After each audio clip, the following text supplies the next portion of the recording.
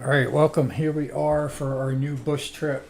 We are going to be in the Cessna 172, and we're going to start off at the top of the Florida Keys and go all the way down to the bottom of Key West over here. So we're going to, first leg here, we're going to stop off at Marathon. And yeah, so we're going to get this thing going here. So appreciate you tuning in. This one is set for 98 nautical miles. And we're going to get set up here. We're going to turn Bushtalk Radio on and do this live this time. So we're going to, I'm going to discover everything right along with you. We got our flight plan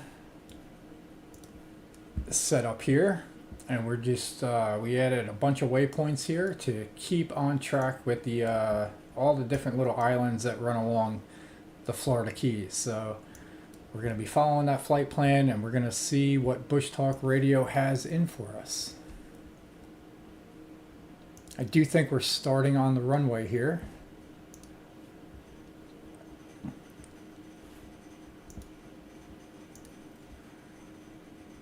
First thing we will do, two things at once. Oh yeah, we're already loaded up here.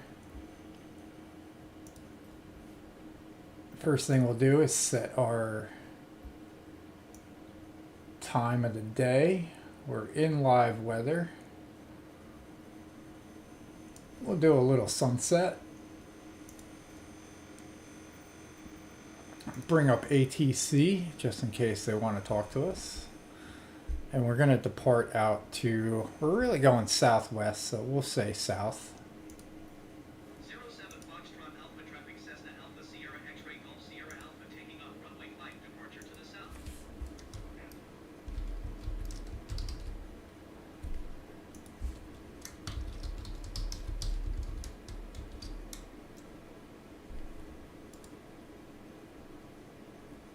Alright, I think I got the password wrong. I think I put one extra letter there. Alright, there you go. We are connected now.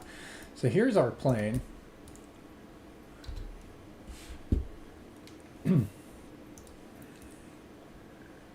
So a little different color scheme. A little look from the outside there. Alright, so we're in here. We're going to take off at Ocean Reef Club here at the top of the Keys. So we are not too far away from Miami. We got our flaps up. And we will check here for everything here. So we'll turn on all our lights here. Pitot heat. We will throw our throttle down and take our brake off, and we will get in the air.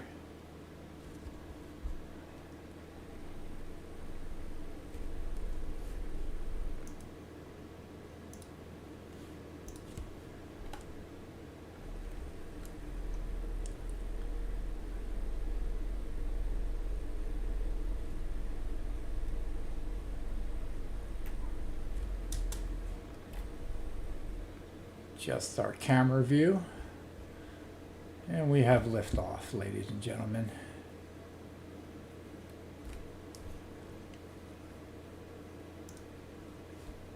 All right, we're going to bring up our nav map here. All right, so we are on the wrong side of the runway. Microsoft likes to put you on the other side.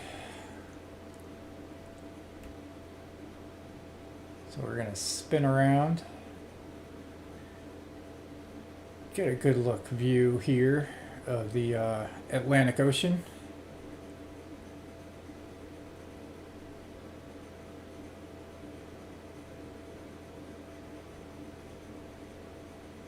All right, nice view of the sunset there for sure.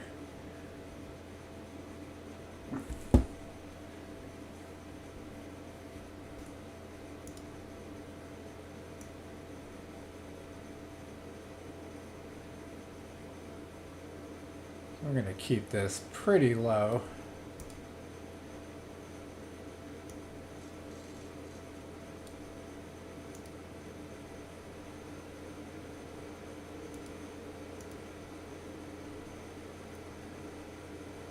I wonder if that's our first look at Bushtalk. Let's go ahead and zoom in on Bushtalk, make sure we're logged in. And we are.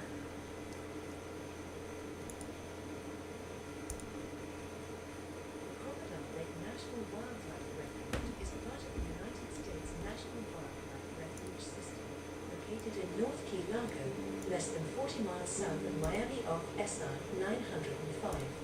The 6,686-acre refuge opened during the year of 1980 under the Land and Water Conservation Fund Act of 1965 and the Endangered Species Act of 1973. It was established in order to protect critical breeding and nesting habitat for the threatened American crocodile and other wildlife.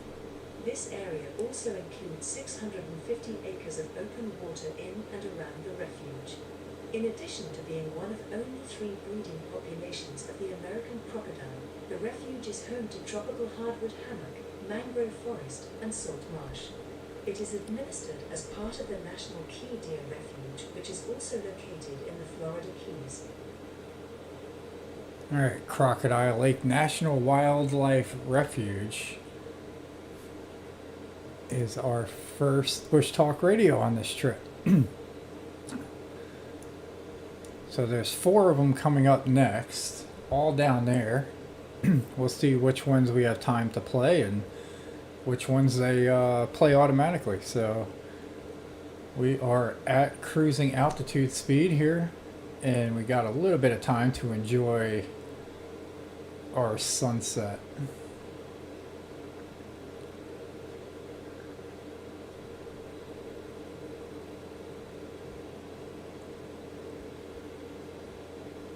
It's probably the perfect timing for the time of day. And it seems like we got perfect weather here.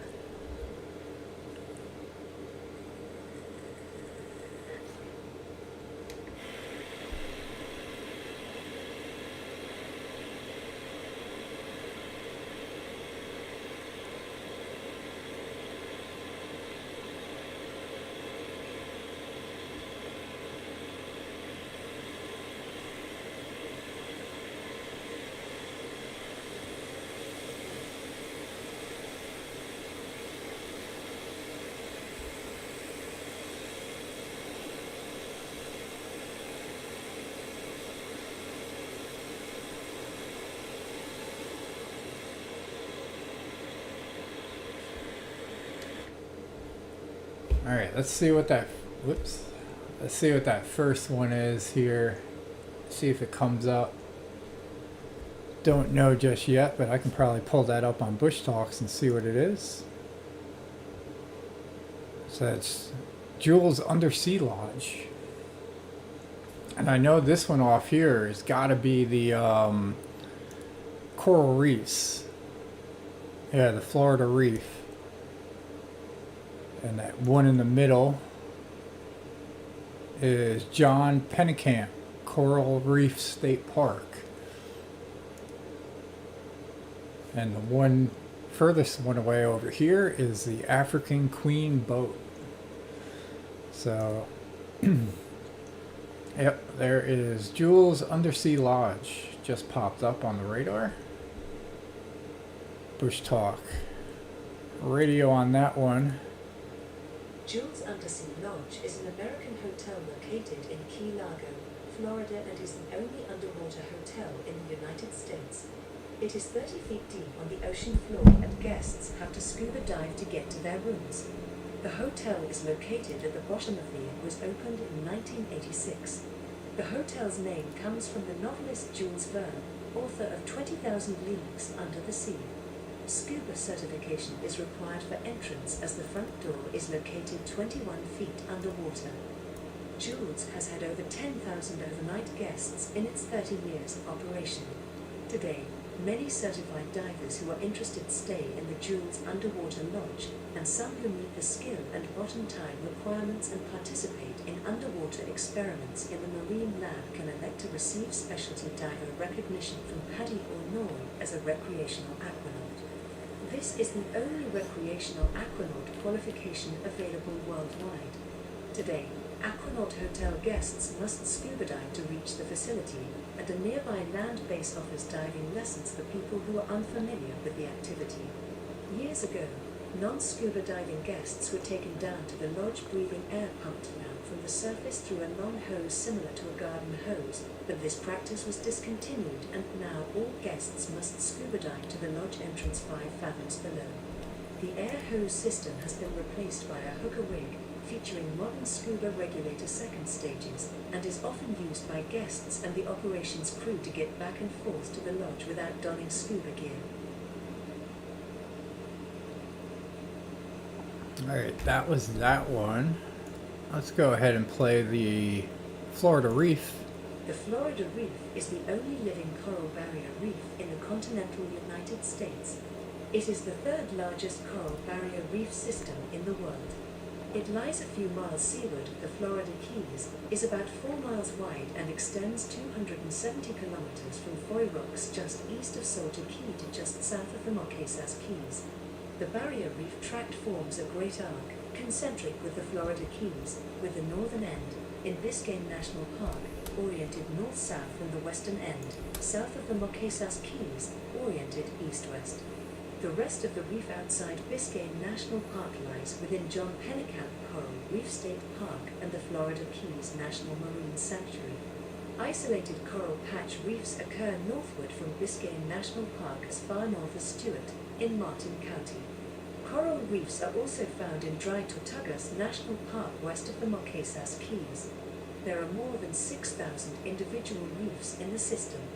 The reefs are 5,000 to 7,000 years old, having developed since sea levels rose following the Wisconsin glaciation. The densest and most spectacular reefs, along with the highest water clarity, are found to the seaward of Key Largo and Elliott Key, where the two long keys help protect the reefs from the effects of water exchange with Florida Bay, Biscayne Bay, Card Sound, and Barnes Sound. The bays and sounds tend to have lower salinity, higher turbidity, and wider temperature variations than the water in the open ocean. Channels between the keys allow brackish water from the bays to flow onto the reefs, limiting their growth. The corals on Florida coast are under threat from human activity. These essential ecosystems are being ravaged by pollution, human activity, and elevated water temperatures. In response, there are a few coral restoration non-profits operating between Miami and the Florida Keys. They plant corals on the reefs in the hope to restore the coral populations in the area. Alright, and then we got this park up here. This is the Florida Keys Wild Bird Rehabilitation Center. So it's not really a park, it's a rehabilitation center. Let's see.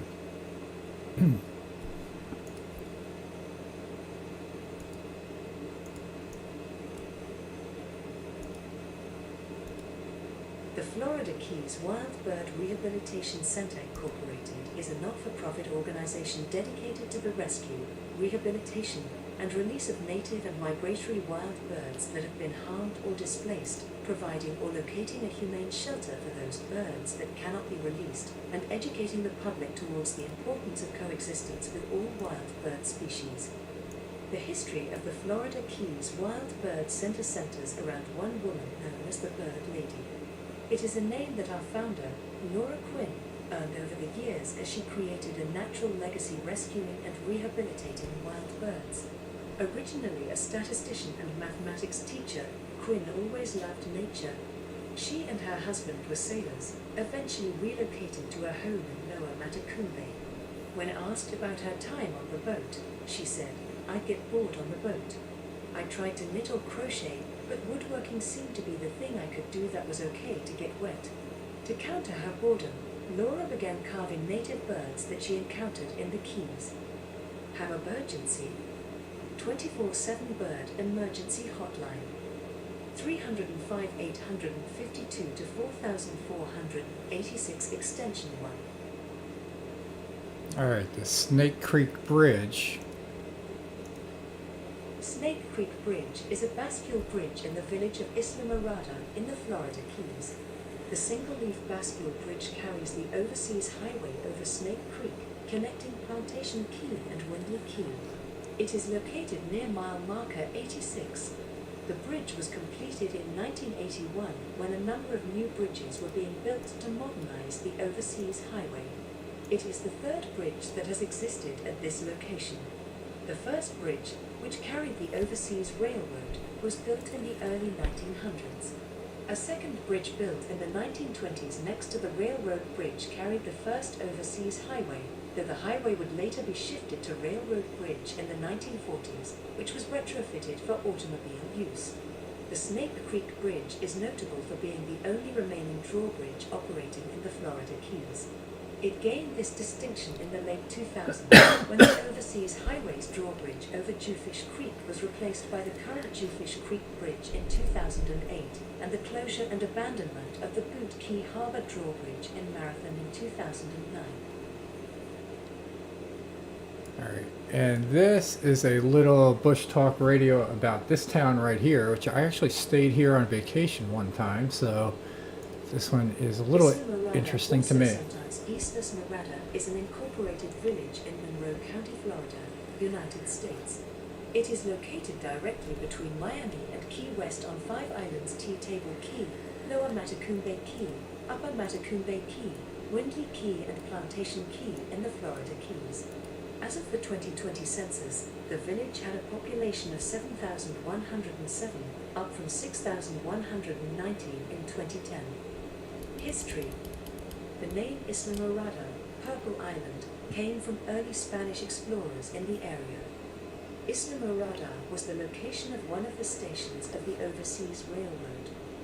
Isla Morada was hit almost directly by the Labor Day hurricane of 1935, causing 423 deaths. A memorial, including the ashes of over 300 victims, exists today at Overseas Highway mile marker 82. Hall of Fame baseball player Ted Williams began visiting Isla Morada in 1943, and for the next 45 years was the island's most well-known resident. After his retirement from baseball, he became the national spokesman for Sears Sporting Goods and became renowned for his abilities as a fisherman. Over the decades, he hosted numerous celebrities at his Isla Morada house and took them on local fishing trips. The village was incorporated on December 31, 1997. Prior to this date, Isla Morada referred to the evolving community island of Upper Matacumbe Key. Nice, I did not know the history connection there to the Labor Day hurricane. Alright, so our next one is all the way down there. That's going to be Ann's Beach. So to give you a little bit of information that I know of here, this road here that runs all the way down to Key West is US Highway 1. So we're pretty much going to be zigzagging back and forth along the islands here. So yeah, I know this drive well, that there is just one road that goes all the way down with a couple of branch offs here to get to the residences and businesses and whatnot. So the sun is almost completely set here. Let's go ahead and check our flight simulator, or flight plan. We are looking at 16 miles to the top of our descent, 21 miles to the destination here. Ann's Beach is located at Lower Matacumbe Key, Florida. The Isla Morada Beach is dedicated to local environmentalist Ann Eaton. There are 2 parking lots approximately 1/4 mile apart on US 1 at MM73. Ann's Beach features a shallow swimming area, covered picnic tables, boardwalk and bathroom facilities. This Keys beach is located on the Atlantic Ocean, but there is almost no wave action due to the wide expanse of shallow water typical for Florida Keys beaches. Typical of Ann's Beach is the shallow and warm to very warm waters all year around. The sandbar is composed entirely of calcium carbonate. Ann's Beach is a popular destination for kiteboarders, and due to its wide expanse of shallow water, it presents a good learning environment for beginning kiteboarders. Alright, so that was Ann's Beach over there off to our left.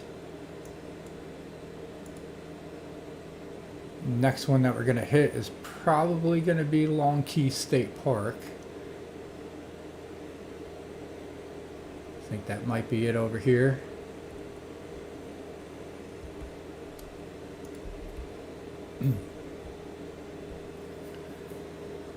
And then you got the Long Key Bridge right there. So let's go ahead and check our flight plan. And yeah, we're going to be flying right over the Long Key Bridge, right over there.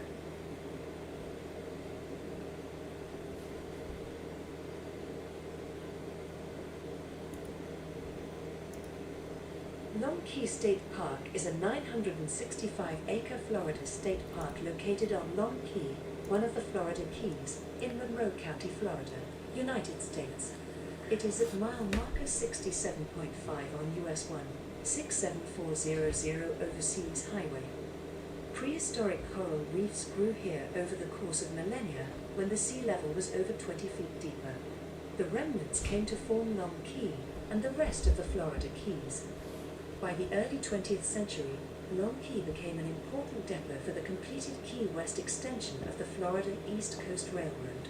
The railroad's founder, Henry Flagler, also established the Long Key Fishing Camp, a resort that attracted the greatest saltwater fishermen from around the world.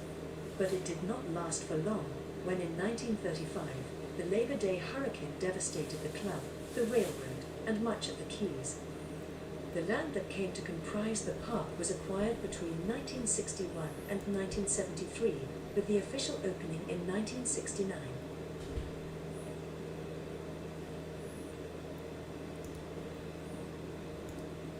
The Long Key Bridge, officially known as the Dante B. Fussell Bridge, is a bridge in the Florida Keys connecting Long Key and Conch Key, roughly halfway between Miami and Key West.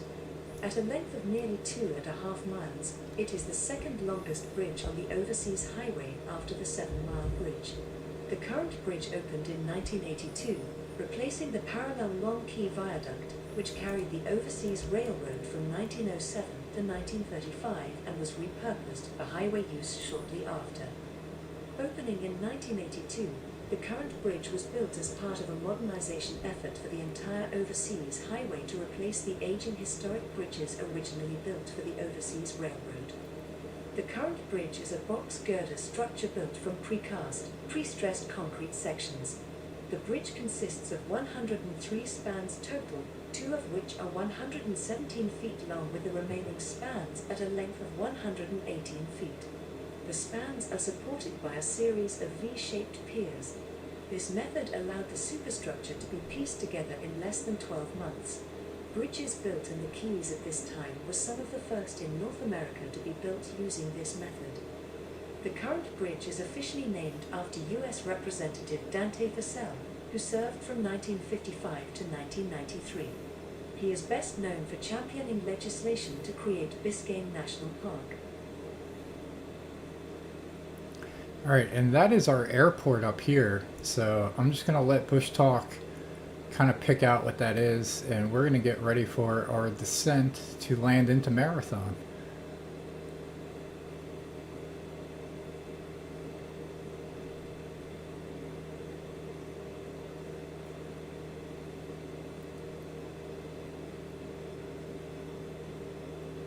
So that's the Dolphin Research Center.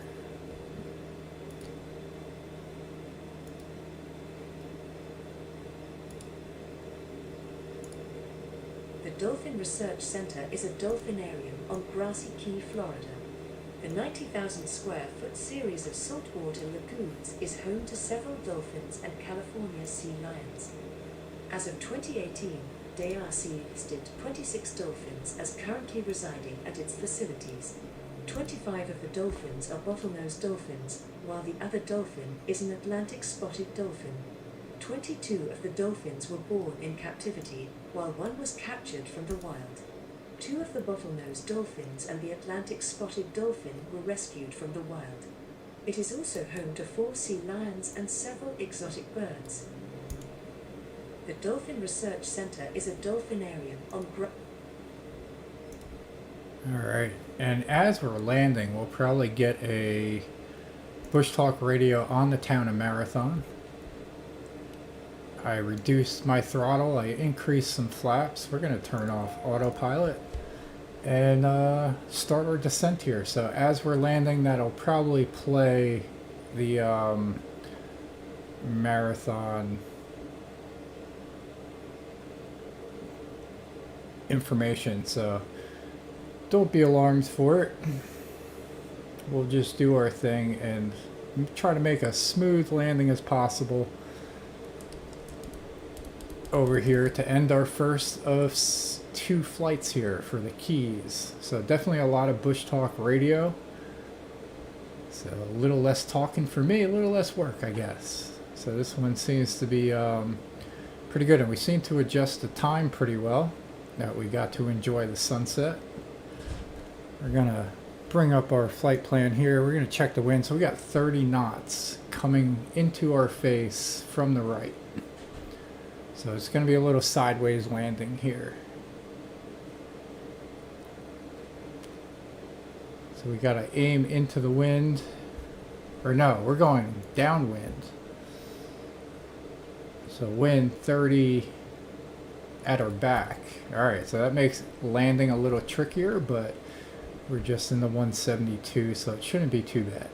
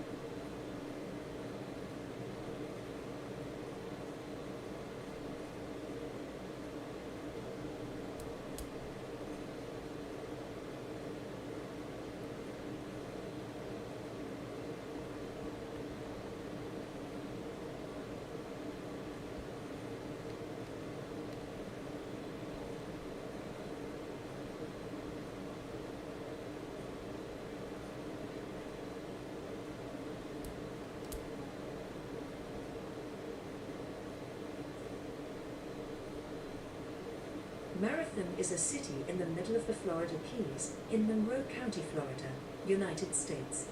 As of the 2020 census, the city had a population of 9,689, up from 8,297 in 2010. The name Marathon dates back to the origin of the Florida East Coast Railroad. The name came from the railroad workers who were working night and day to complete the railway. Due to the unrelenting pace and struggle to complete the project, workers complained that this is getting to be a real marathon, and the word was later used to name the local railroad station. The Keys historian Dan Gallagher in his book Florida's Great Ocean Railway credits New York playwright Whitta Binner for naming Marathon. According to Gallagher, J.R. Parrott, then Florida East Coast Railway's president and general manager, invited Brinner to the Keys to plot stations for the railroad. When asked to generate a name for the station at Key Backer, Brinner proposed Marathon, inspired by the following passage from Byron: "The mountains look on Marathon and Marathon looks on the sea." Alright, so we made a safe landing here. And we're just going to drive down to the tower and check out Marathon's airport here. So appreciate you tuning in for leg number 1. We got leg number 2 coming live, and we will also post this after the fact too. So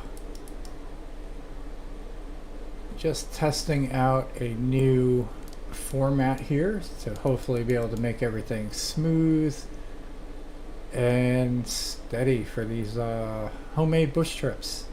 So we finished up the Tokyo ones, and now we're just going to do a quick little Florida Keys one. So this one should be enjoyable. We'll set our parking brake, turn off our engine here.